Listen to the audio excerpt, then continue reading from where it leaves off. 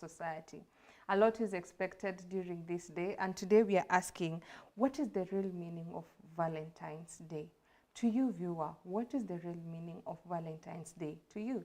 Send in your question, interact with us across all our social media networks. That's GBS TV Africa. Our SMS line is 21144.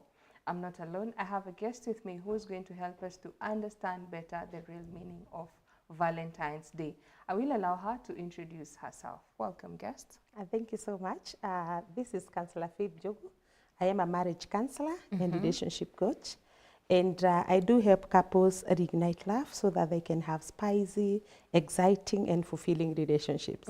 So that is what I do. So when we talk about Valentine, I feel that this is a discussion that is very, very interesting. And especially in this generation, we really need to understand this. Thank you very much for honoring our invite. Maybe before we start, should we rate this program 18 and above or something? Yeah, I think so. Because this children keep off. No, to start with, the real meaning of Valentine. When you hear about Valentine, you know, Valentine is overrated from where I'm seated. A lot of expectation, demands, and traumas, healing. There is a lot of mixed feelings and reaction when it comes to Valentine or the month of love. We are coming from January, where we say January is very dry, a lot of bills, you're coming from holiday, it's like Monday, a Monday blue. But now January is January blues because it's the whole month. You're coming from a long holiday in December, then January you have school, you have work, you have everything in between. And now from January, it's February, where you're now expected to like deliver from manna from heaven for the sake of Valentine and for the sake of love. Now, what is the real meaning of Valentine's Day as to where we are seated, maybe according to faith, according to society, and the expectations that is there, especially if we can break it down to different generations, and now until where we're in Gen Alpha, or Gen Z, Gen Alpha still young. Gen Alpha. They're young. They're not celebrating. Yeah, very true. We are very Gen Z. All right, take us through. No, from where I see it, I feel that Valentine's Day, it's a day of celebration of love. And sometimes nowadays it's being overrated, as you have said, because there is a lot of expectations. People are looking into the social media, and which is bringing a different picture of what Valentine should be. Because in the social media, you'll find that people are doing comparison. You know, when you go to timelines, you'll find that, oh, I want to be given flowers. I want to be taken to a vacation on that day. But to be very sincere, the meaning of Valentine is showing love, not just one day, like we call it Valentine's Day. That should be the day, when that day comes, it should be you showing how you've been going on with this love process. Because love is a process. You have to build intimacy. And you see, the problem that we have today is because people think that this day, the Valentine's Day is the only day that you can show love.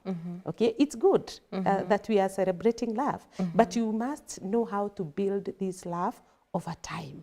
It's not supposed to be a one-day thing. And when we have that understanding, we will have people who love one another for real, not for show. You know, because people are loving because I want to show Cynthia, I want to show you that I am, you know, I have a lover somewhere, okay? And when that comes, then that is not love, you know? That is show off. So love should be continuous, not only to be, you know, to be shown on the 14th of February. Yes. But that is a climax of it. When you say a lot is expected and the social media, it has reminded me. I saw one of the socialite personnel saying that whoever wants her to be her Valentine's date you can book her for $15,000 and you're still going to, that one is for her to leave her businesses, to come and spend time, have lunch, not even spend time with you, have lunch with you, and you're also going to pay the bill for lunch. And I was like, yo, yeah. That is where we are. Now, moving on, as you've said, 14th is when now it's a continuous process. Yes. Now, when do we start building up this? You know, when especially for the young ones, for those who are very young in love, so that we don't incline so much with the social media pressure and end up losing the real value or meaning of also our relationship based on one day. Yes. Yeah, from what I know, you know, Valentine, it came in because there was one bishop who was called Valentine, who used to marry, was a Catholic bishop, I think. Priest. Who used to marry young couples, you know, and it was banned during those times. So this bishop was arrested, and later he was killed. Okay, on the 14th. That is the history that I know about the Valentine. So when we are talking about maybe the age, it means that the people who should be enjoying this day are those people who are in real relationships, the romantic relationships. Okay, we say your mother can be your Valentine. It's okay because it's extending love, you know. But the real meaning is that this day is for people who love one another romantically. So where are you leaving us girls? We have Valentine's Day. Like we've already evolved. Yeah. Let's go with the time, please. Don't leave us behind. No, I'm not leaving you behind. I just want to show you that if we talk about the young generation, they are not yet, they can celebrate Valentine's Day in their own way. But mostly it is for people who are in love. And you see why Valentine is becoming a problem nowadays? Because we have people who have been hurt because of love. So they feel left out. They feel maybe this is not our day, which is not supposed to be that way. It is supposed to be a day of showing affection, a day of showing love, a day of appreciating just love. It's okay. That one is said and done. While you're single? When you're single, yeah, you're supposed to enjoy yourself. So you said it's for those who are romantically involved with I have shown you both ways. Those who are in love, romantic love, they are supposed to grow the love. Those who are broken, those who are maybe those who have separated, and those who have not yet, maybe the single, the real singles. Now what they are supposed to do is to show love. You know, love doesn't come when someone... So how are you going to show love? To yourself? To yourself, yes. And also you can show love to someone else. Like you can buy your mom a flower. You can buy your daddy a flower. Now, you know love. Now that is now, okay. Now, let me get this right. If you're not romantically involved or intertwined with someone, then you extend it now to the other people that you can show love to. That could be your children, your girls, your... What about men? Even men. Who are single? Even men. They're showing love to fellow men. That's an abomination. You know, you can have... No, you know, you can... Like, in this setup, it's a working setup, right? So you have colleagues. You may have a colleague who is a man, who is a lady. And this day, Anna Valentine's... What happens, now that you brought it up, if I have a colleague who is single, if I give a flower or a chocolate to him, or he give it to me because I'm single, would it not send mixed signals? It depends with the relationship that you have with that person. We are colleagues. Yeah, no. Yes. If you just bring it on that day, I'll be like, are you interested in me? And you're not telling me? You know, yeah, even unless you're giving the whole office the flowers and the chocolate, that one is neutral. They'll know, the whole office has been given. But if I sideline to give you alone, it'll be like, For sure, it may bring mixed reactions and even different understanding of what you're doing. But remember, Valentine's is about affection. It's about love. Does it mean that love should be shown only to the person that you are in a romantic relationship? There is that, there is that aspect of the romantic relationship that we have talked about. And that aspect, that is where we have said it is not supposed to be a one-day thing. It is a grown thing. It is where you grow intimacy, because I was talking with another couple just the other day, and they were telling me, Faith, now we are having a lot of conflicts, and this day is coming. How are we going to celebrate it? I told them, you don't have to pretend. You have to start building intimacy now. Don't wait for the day. That day is just a climax of celebrating what you have, So when it comes to your colleagues, you must have also boundaries, because there is a way. I want chocolates. Well, boundaries and chocolates are not in the same. Let me WhatsApp tell you, group. do you know there is, even if it's your colleague, there is a way you can give that person a flower, and it's okay, thank you so much, your colleague. But there is a way you can present that flower, and it sends a different understanding of what you're trying to do or to say indirectly, All said and done, I want chocolates. The other things we'll sort out later. Now, today as we look the real meaning of Valentine's Day, we are going beyond the flowers and chocolate. In as much as I'm insisting, I'm a chocolate lover, white chocolate to be precise. But when you say we're going beyond, from where I'm seated, or from a, would I say a layman's language? When you say beyond, that one is not important. Yes. But it's still important. So if you're going beyond flowers and chocolates, what are we going towards exactly? So that when you say, right now we are saying we. When I say we, I'm talking on behalf of majority of ladies. We don't want flowers. We want a land to plant our own flowers. So right now, and then CBK said we don't use money bouquet. Right now we are having title deeds bouquet. So you see it's aligning. You see where I'm going, eh? Now, if that is beyond, to what direction are we going? And in that direction, having noted that I've talked about land and title deeds, is it not now bringing more demands and expectations, especially towards the men gender, because they are the providers by default as an African setup or culture where a man has to provide to prove or to show that they love. Because it's most often said than not that if a man doesn't provide for you, he doesn't care, he doesn't love you. That's standard. But one who provides and cares, it shows that is the way of showing love towards a woman. How true is that? And is it going now that to be more weightier to the men? Oh, that's a good question.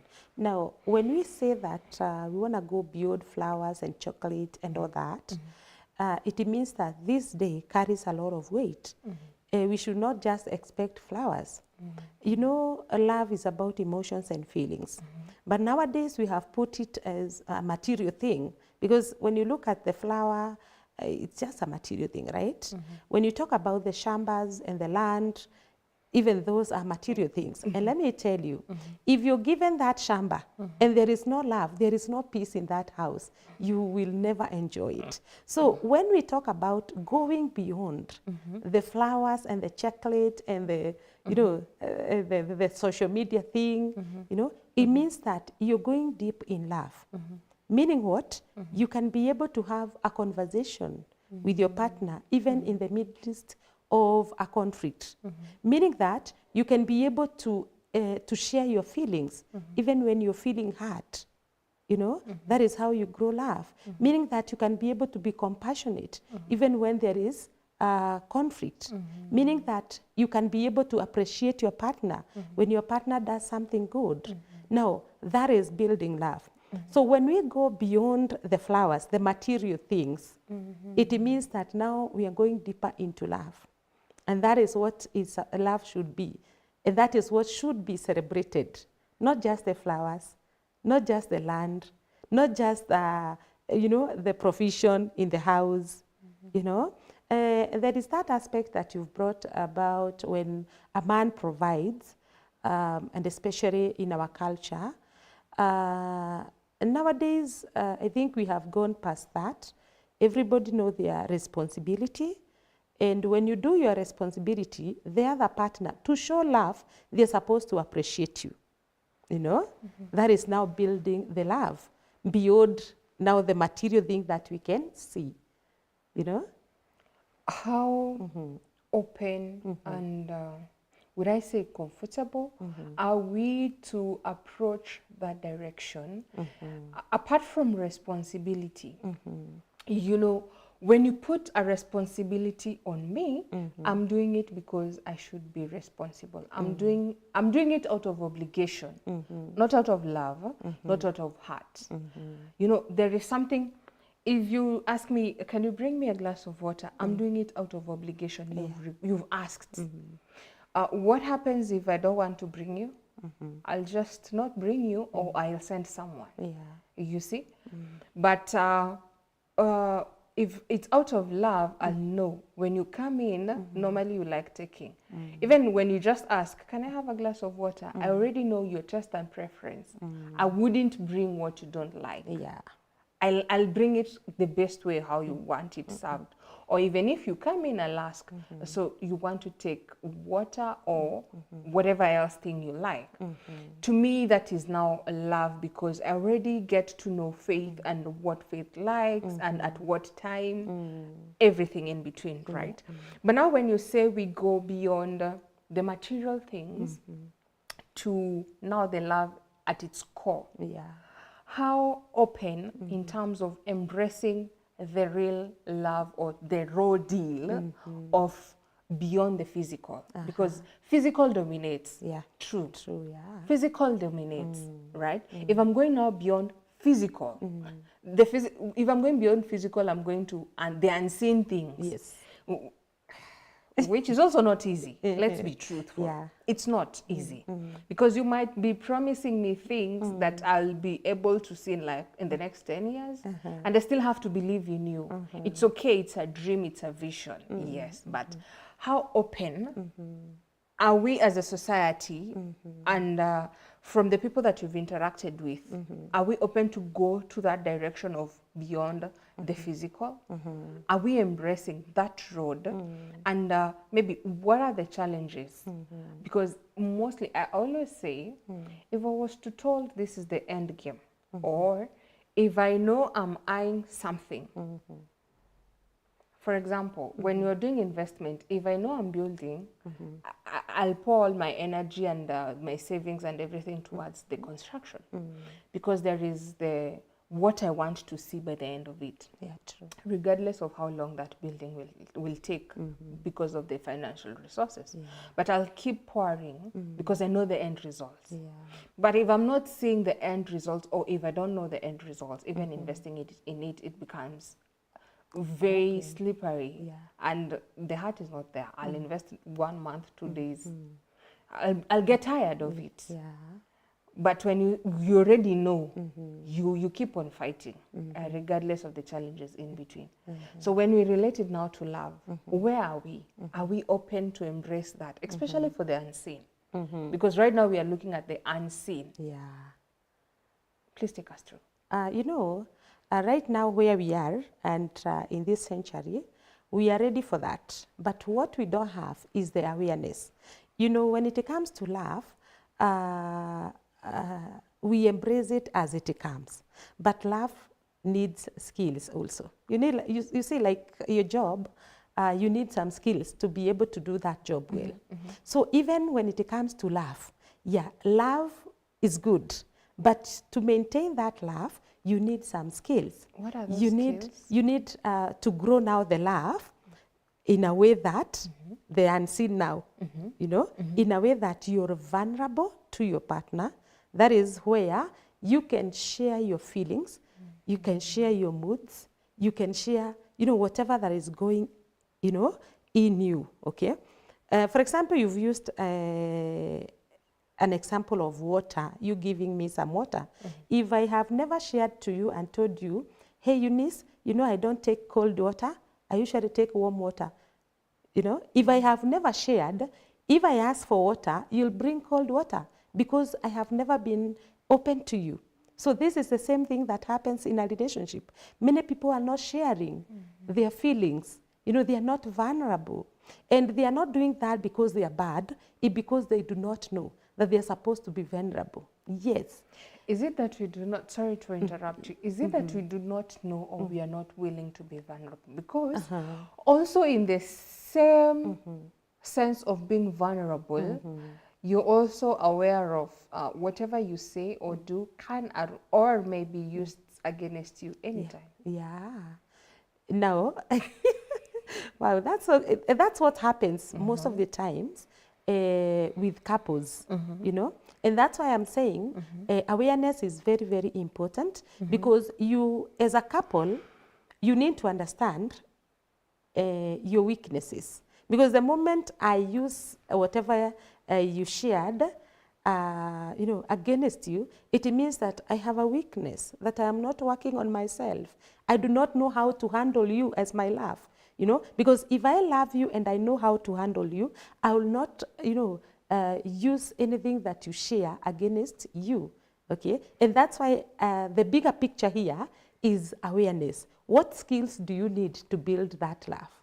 Give us those skills, because where the women we are, I wouldn't exclude myself. Neither would I say I'm the perfect or good. But, you know, especially using it against, anyway, it's a manipulative tactics that can be used by any gender, female or male, but mostly is seen with female. Yes. Based on statistics. Based on statistics is seen with the female counterpart or female partner. But we also have men who are learning that as a skill to manipulate a woman. And they are the best manipulators you'll ever find, because the character development, they'll figure you with the manipulation part of it. You don't want to face. Yeah, I get you. You know, the manipulative people, most of them are narcissistic people, sorry to say, and that is a problem that we have, you know, nowadays. So when you have a partner who is manipulative, then the good thing is to learn how to handle that person. Otherwise, you'll be crying every day. Every day you'll be on tears. You know? So when we talk about now the skills, now let's leave the narcissistic people because it's a small percentage, and think about the bigger picture, the whole thing, you know? When we talk about the skills that people are supposed to be aware of, when they are getting into relationship that maybe will end up to marriage, they are supposed to know that, first of all, you as Eunice, you have your personality. Your personality, you have your weaknesses, you know, and you have your strengths, you know. The same thing with your partner. Your partner is coming with the weaknesses and the strengths. So you're bringing your weaknesses and your strengths to this relationship. And your partner is bringing the weaknesses and the strength to this relationship. So what are you supposed to do? You are not supposed to be a better half like this water. You see this water? When you say, and this is where the big problem is, because most of the time you are like, oh, I'm a better half to so-and-so. And my better half, you know, when you become a better half, you're like this water. When you look at this water, it's very clear. But if I put some, maybe Coca-Cola soda or Fanta, it will change the color. Now, when you are a better half, it means that you're not working on your personality weaknesses. You get it? And therefore, anything can change you. The friends can change you. The environment where you are can change you. You know, you can get into a marriage being a very good person, a very loving, welcoming, but the environment, because you never worked on your weaknesses to know how to handle people, the environment that you get changes you and you become a bitter person. So people will be saying, oh, before Eunice got into this relationship, she was very good, nice, welcoming. But nowadays, she's always bitter. Why? Because Eunice had her weaknesses, okay, that she never worked on. Let me tell you, I know you are wondering what are these weaknesses. I'm trying to figure it out in my mind because it's not coming. Because I'm coming. trying, okay, there is that bit. Yes. I always say, or how I see it, if you are a bitter person, you are bitter even before. It's only that you're not given an opportunity to express your bitterness. An opportunity didn't represent itself, but now you've been given a playground to showcase your bitterness. Why? Okay, let me put it in a different context. That might sway the conversation differently, but also maybe help even our viewer to see it back. In a relationship, you choose to be faithful. Yes. You want to be faithful. Yes. No one wants to cheat. Yeah. But you choose to cheat. Right? So for those who are faithful, have they ever had an opportunity to cheat? Yeah, but they chose to be faithful. Thank you. Yeah. What happens to someone who has never had an opportunity?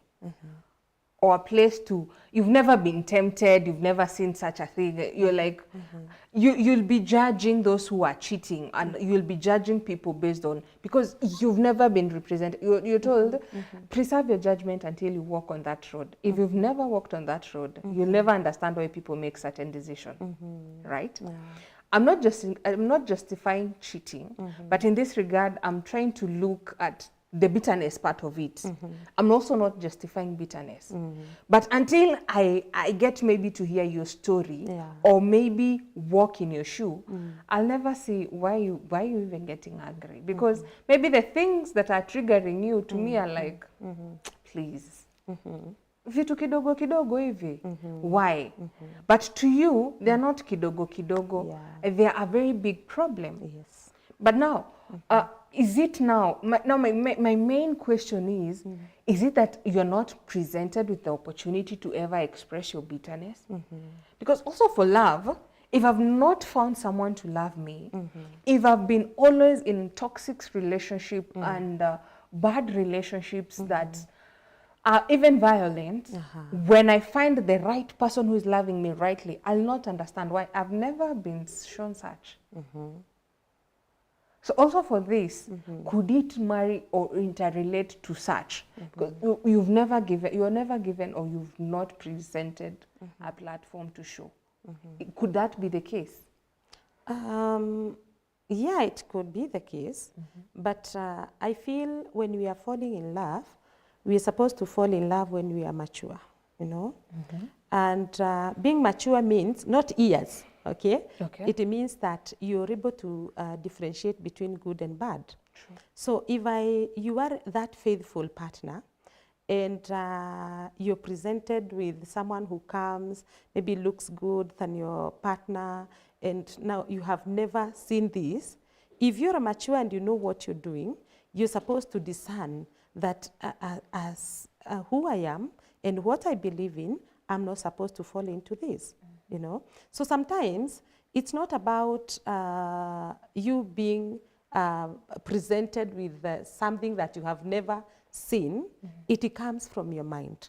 Are you able to make firm decisions? Because when it comes to, and especially infidelity, that is bothering so many people nowadays, that is a decision that someone makes.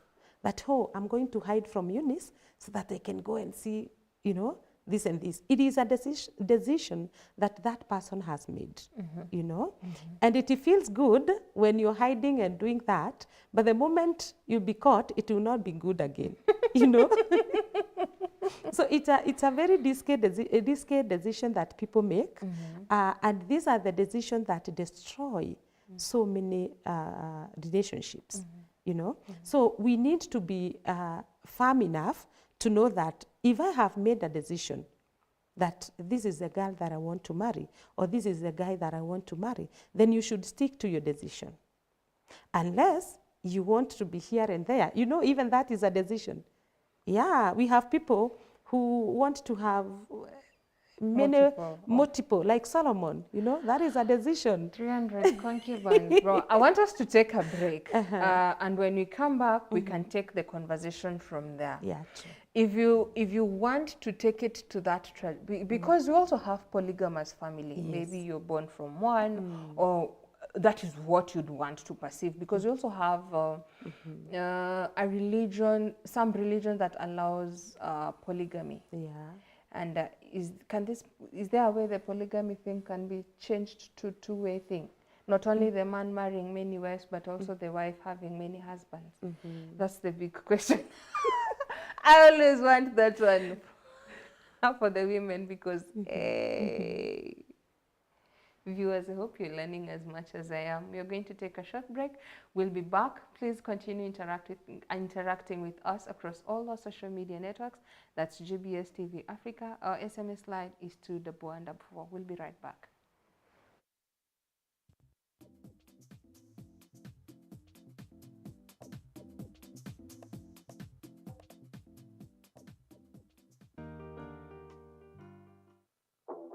Every one of us ama most of us tulikuanga na ile say ya kuna Sunday best, kuna these clothes, Sunday best. kuna these clothes they were set aside only for Sunday. So when I was growing up, why am I feeling only confident on Sundays? Hizo siku zingine I just wear anything else. I don't feel good, but nikienda church niko smart, nimeng'ara, nasikia poa. Why can't I feel this every day? So that's why I started getting interest into fashion. Why can't I like wear that confident outfit Monday to Monday? Your confident booster you get. You don't have to break your bank trying to look expensive, buying things from. That is another thing that is killing people because you're seeing some trendy shit that is online and you're trying to get that, and that is gonna be hella expensive. About fashion is not about it. You have to like buy new clothes, buy expensive things. There's some people who just wear thrifted clothes and they still look good, they still style them perfectly. It's not about buying new things, buying expensive things so that you can feel expensive. It's just a matter how you're styling because like I said before, outfits are not like just fabrics like there's a way you can just buy a cloth that's thrifted but you'll still look good. Funny thing, I've never worn anything that's trending. I'm sorry. But like, yeah, 'cause for real, like jorts, unless it's like something that is in my personal style. But you would find that I'm wearing it when it's not trending. Like maybe I was wearing it 2 years ago, 3 years ago. Or I'll be wearing it in future when I realize, oh, this look good on me. But not because I'm seeing it trending somewhere. And you can feel confident in anything. And you can feel confident. It doesn't have to be an expensive piece. It doesn't have to be something imported. That timeless piece that you have, you can make it worth it. You can make it work. Find your own style. Be your own person. Be an individual person. You'll never be able to keep up with anything unless you keep up with yourself. Kama si hapa, utapata wapi mawaidha kama haya? If it's not here.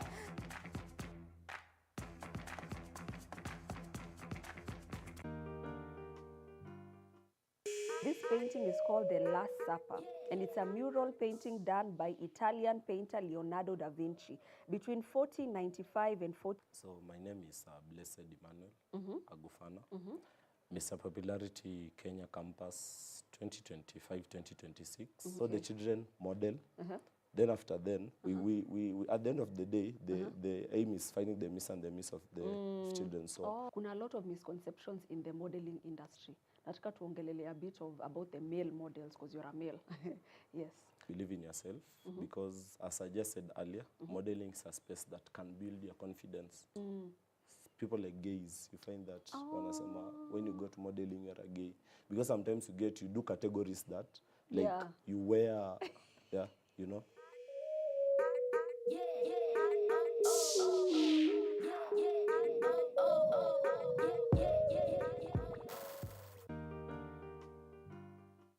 Hi kids, welcome to Kids Mind, where we learn, we laugh, and we explore.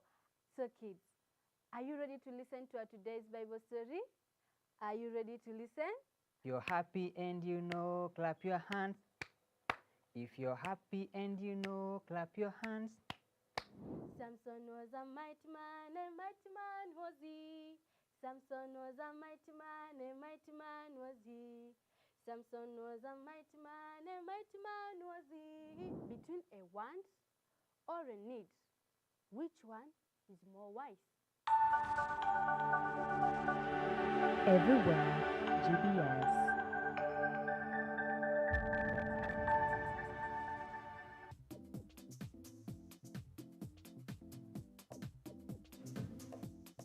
Welcome back, viewer, to Chungu cha Jamii. Today we are talking about what is the real meaning of Valentine's Day.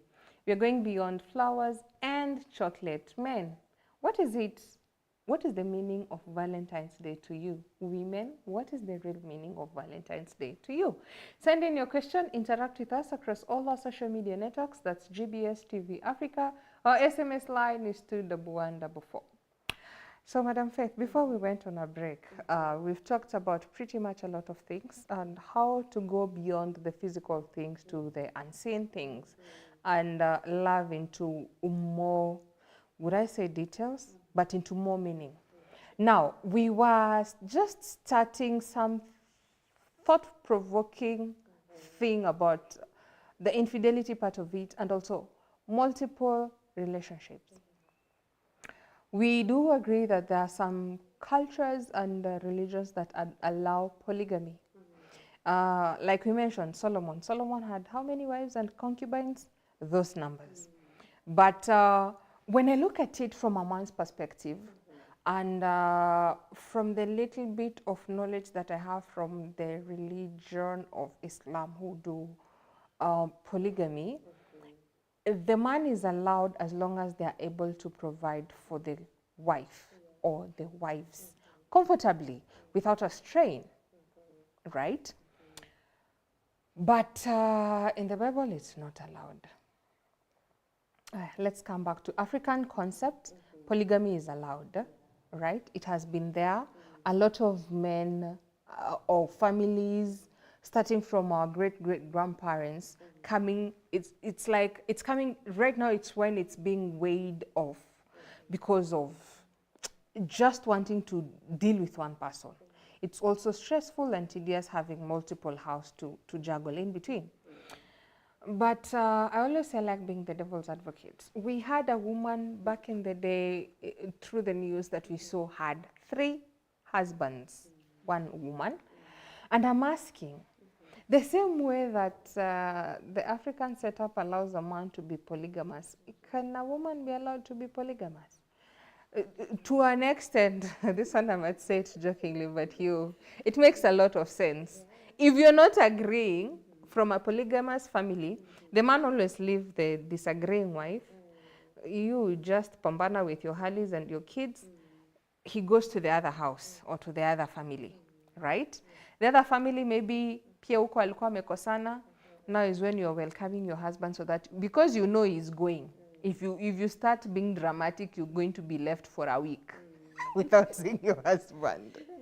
So can women be given such an opportunity? Like, guys, can we have a polling voting where women can be allowed to be polygamous, so that, for example, let me use myself as an example. I have multiple husbands. So today this man decides to kasirikia me and I'm only baby girl. We kunywa brufen ulale. I move to the other person. Sasa shida ni wakikasirika wote nakuwa na nyumba extra. Wakimaliza kudiscuss wataniita. That's a very interesting, by the way, topic. Because we have seen polygamous men. We have seen many people who have been brought up in a polygamous family, the big families. And the reason as to why nowadays people are trying as much as they can, maybe to stick to one person, is because many of the people, most of the people that we have right now, they grew in a polygamous families. And what happens there is a lot of bitterness. There is a lot of hatred, Oh, this, huyu anapendwa kuliko sisi. The hatred and the many things that happen there, that is what makes people, when they grow up, they don't want to be in such a setup again, But now when you talk about now women being... I want you to pick it up from there. But as you continue to pick it up, this one, it's men who tried. Yeah. And now we have cried and we've been traumatized. Yes. And now even men, they're making decision to have one woman. Yes. So maybe we can give the same equal opportunity to women to have multiple husbands and see if the result is going to be the same. Maybe itakuwa tofauti and could be the solution to all the problems. Now, from my Christian perspective, I wouldn't advocate for that to start with. I wouldn't advocate for that because the Bible tells us that when God is the one who initiated marriages. So when we think about where marriage started, you know, the Bible tells us the man was slain and the rib was removed and this other human being was created. That is where the story of marriages see, maybe I'm coming from multiple ribs. Yo, that's also a concept. Okay, so when I think about it in that perspective, the Christianity way, I feel that people are doing that, by the way. There's no need of saying they are not there. You've talked about that lady who was in the news having 3 husbands. We have other ladies who have multiple men. It's only that they have not come out to show us. So that thing is there. But when you think of the sanity of the marriage, I don't feel like that is what should be happening, because a marriage should be a setup where we are bringing a generation that will be God-fearing, a generation that is good, a generation that is stable emotionally. So and by the way, we have seen, even just the other day, I don't want to name anybody, we have seen a lady whereby they have 2 husbands and it becomes a disaster to the children. They are calling this daddy, the other one baba. Now you can see that setup, it's not healthy, you know. So it is not healthy even for the kids that you're going to, you know, to bring up in that family. So when I look at it in that way, I feel that we shouldn't advocate for that. Those who advocate for that, it's okay for them, because that is loving yourself so much and forgetting about the generation that you're bringing up. And you have a responsibility. As much as you love yourself, you have a generation that you're bringing up. How do you want this generation to be? What type of a generation do you want to have? You know? And when you start something like that, by the way, you find yourself, now the Bible tells us that these curses will go up to the 4th generation. So you'll find that there is a repetition of that from you to the next generation, to the next, and to the next, you know. So it is good as people think, you know, and try to bring it and, you know, try to see whether it can work. It is working for some, but it is not a good thing. Yeah. Can we stick on the working? For the we can choose to stick on the working part, right? Yeah, that's also an option. It is, you know, when it comes to love, it is not, you're not forced into it. So if you feel that that is the way you want to go, it is not godly. I must say that. It is not godly for Christians, okay? Even for Muslims. For Muslims, they advocate for men marrying many women, not a woman marrying many men. And that is why we are having a poll and vote. It's an open-ended forum and an open-ended question where would women feel that they should take, can we take that direction for a change for once? You know,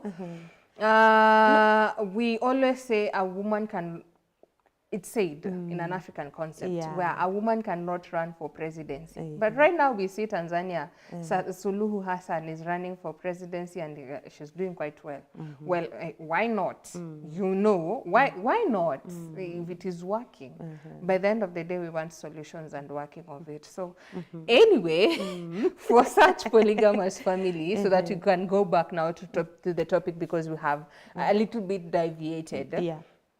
For such polygamous family, why now when it comes to this month of love, in as much as it's a pollen thing, and based on the traumas and the fears and everything that we've seen in between, that it's now we are going back to the basis of monogamy. But in those few polygamous family, how now do you celebrate or show your love? Because like you've said, it happens that it now has a lot of bitterness and a lot of conflicts because it's you love house A more than house B, or depending with how you're looking at it.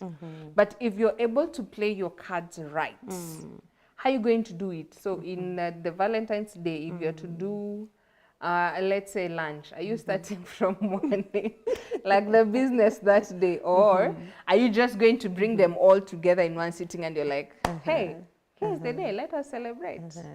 Now, you see, when it comes to a polygamous family, the man here is the main person.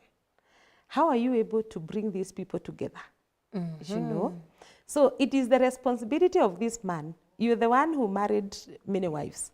It is your responsibility and you have to take it. You have to make the first wife happy, the second wife happy, up to the 10th, the many that you have, because they all deserve to be loved, you know? So when it comes now to this day, the Valentine's Day, now this man should have wisdom, either to know how to, by the way, I have a friend of mine, who has 3 women. He did a wedding for 3 of them in one day. It was even in the news. He's from Muranga. And he always brings his family together. Like he knows how to play his cards, you know? So it is the responsibility of the man, because that is you are the head of that family. So you must make all these, you know, women happy. You know, you may decide, I will go with you in the morning, I will go with you at night, and you will go during the midday. Or you may decide, we are going to have one big celebration day where all of us are here, you know. But you cannot do that if you're not able to coordinate those women, you know. And we are very different. The way we are created, the way you see things, Eunice, it's not the way I'm seeing things, you know. So bringing like 3 women together, it's very hard. And that's why you're seeing we don't want a polygamy nowadays, okay? Not we. Many people have made that decision that I wouldn't want to be in a polygamous family. Is it because you the know, people if are it becomes lazy? polygamy, if it becomes, you've seen people, when it starts going to the polygamous way, they quit. I better be That is why single. we're having a lot of high divorce rates. Yes. Is it because people are becoming lazy and they don't want to share? So they are becoming selfish? Not selfish. Let me tell you. Those who have grown in a polygamous family, they know what happens. But if you're growing up from a polygamous family, are you not the best candidate now? If you were brought up by a stepmom who was very mean and bad to you, is it not now your time to prove that not every stepmom is a bad mom? Because you've been through it the hard way. Why don't you prove it to be a good way? If you're coming from a polygamous family and you didn't like it and you end up being in one, why don't you do those changes so that you show and prove that by the end of the day, polygamous family doesn't have to be bad. You don't have to be the mean woman or the mean man of the family. You can always change. You can also do it as a project. I mean, bring everyone together. Be that person who, because you've already seen the bad side of it. Why I'm saying about being lazy, being selfish and everything, I'm not saying it out of sarcastic, but looking at it from that perspective. I wouldn't say I'm advocating for it, sure, but yet again, I'd want to see it in that light, whereby I've been brought up from this. Why don't I do something different? This is where I'm drawing this one from. If I was brought up in poverty, why am I not staying in poverty because I was brought up in poverty? Am I not working myself out not to be in that poverty? If I didn't have books going to school, I wouldn't want my kids not to have books when they're going to school. Why am I not sitting there and saying, it's already traumatic enough to motivate me now to work harder so that they have a better life, right? Yeah. So if that is the case, why am I not working hard towards that? and ensure that my family is way happier and doesn't have, because I've already healed. Because also I understand that one can also be done with someone who has healed. Why can't I do it as a project upon myself and see something different? You know, I might say it as a joke or collecting polls from our viewers when I'm saying women should be allowed to go polygamous. I'm not advocating, get me right. But I'm just thinking, if the men did it wrong, then the women can maybe do it right. Why? Because if you look at it from that perspective, the bitterness of the family, it's between the women because we are jealous of each other. But if men, they're never jealous of each other, then, ni my brother, we can work together, we can go watch football pamoja, we can go hiking pamoja. Then they don't have the big deal. Or if they have, because their ego and the jealousy scoop is on another league, then how, like, I'd want to look at it from that view and maybe see, or maybe you can help me see, what is the end game? What is the end result of it? Could we have something different rather than just the wailing of the past events or currents, and yet we are not looking for, because to me, divorce is not the way forward. It's there. It's becoming very rampant. We got married today simply because of 1, 2, 3 reasons. Tomorrow we are broken up and it's good riddance. So how do we handle such? From that lens, what do you have to say? From that lens, you have given a very good example. If you grew in a poor background, that there was poverty when you're growing, when you grow up, you don't want to see poverty. You run away from it. Now, tell me, if you're running away from poverty because you grew in a poor background, if you grew in the polygamous family, would you want to come back and go through the pain? Differently. You're doing it differently. Why not do it differently in poverty? You know? You've already done differently, not You in have poverty. moved. You've moved from, yes. You have improved yourself not to dwell in poverty. Now, you are in a polygamous family. Instead of taking yourself out, you're now bringing people together. If you have multiple, if it's the man who has multiple wives, now you're bringing, like you've said, your friend, bringing now the women together. It's not easy, but it's a challenge. Why? Because maybe he wants to prove to himself, let me do it differently. And every day is a task for him to wake up, prove to these 3 women that, by the way, we can do it. Because it also takes the women's efforts to align with this man for their families to work. Because if one of them decides to go the other direction, there is no family. She'll end up being single, being left, and the 2 will continue. It's also the mindset. I'm trying to look at it from the mindset world of whereby can it change so that I'm not advocating, please get me right, but it's there already. Why don't you do it differently instead of going for the option of separation and divorce? My point. Do you know why people make a decision of if it's go polygamous way, I am going to leave it? I don't advocate for people who are married to divorce or even separate. I do not advocate for that. But when you look at the polygamous families, there is that bitterness that we have spoken about,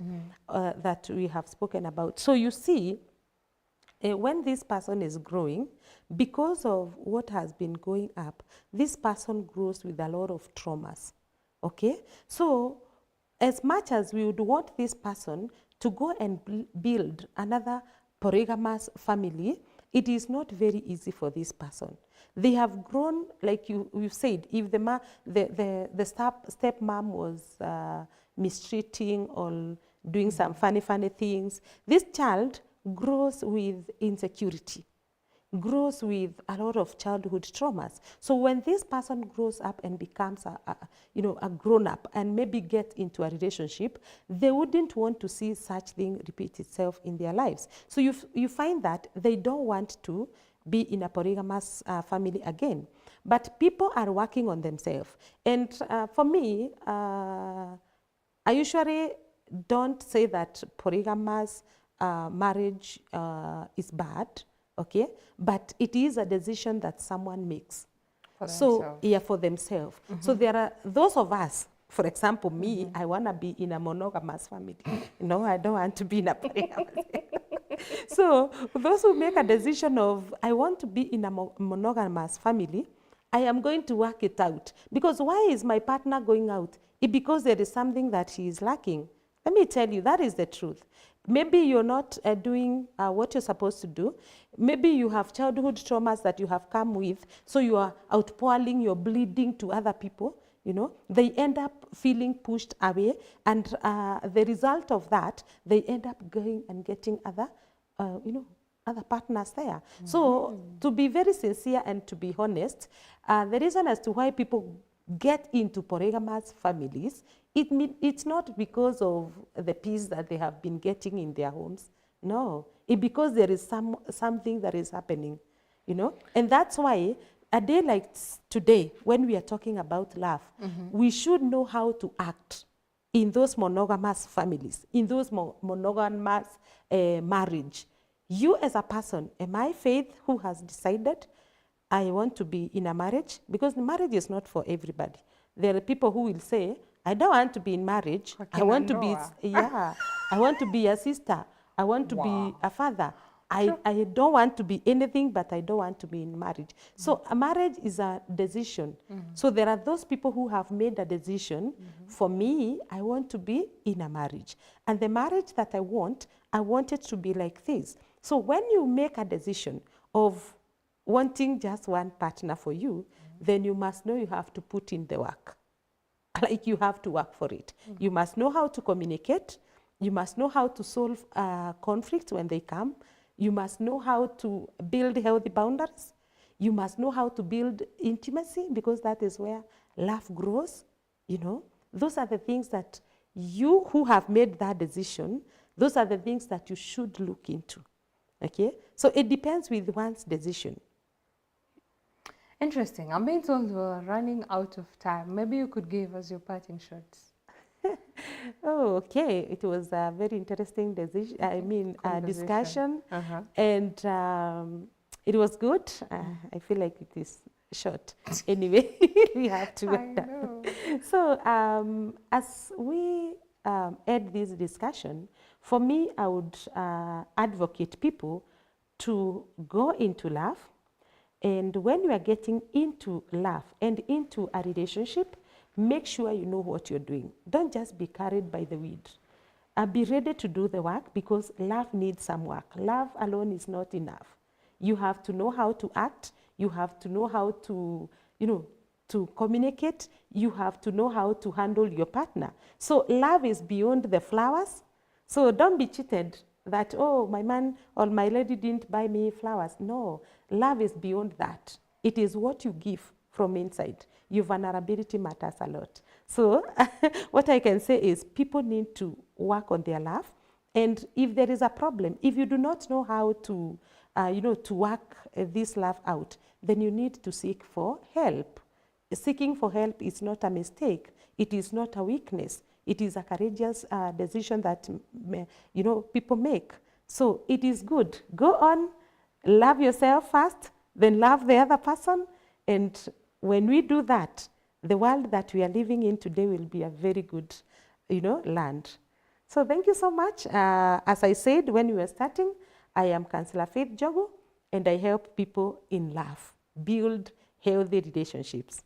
Thank you. Thank you so much, Faith, for honoring our invite.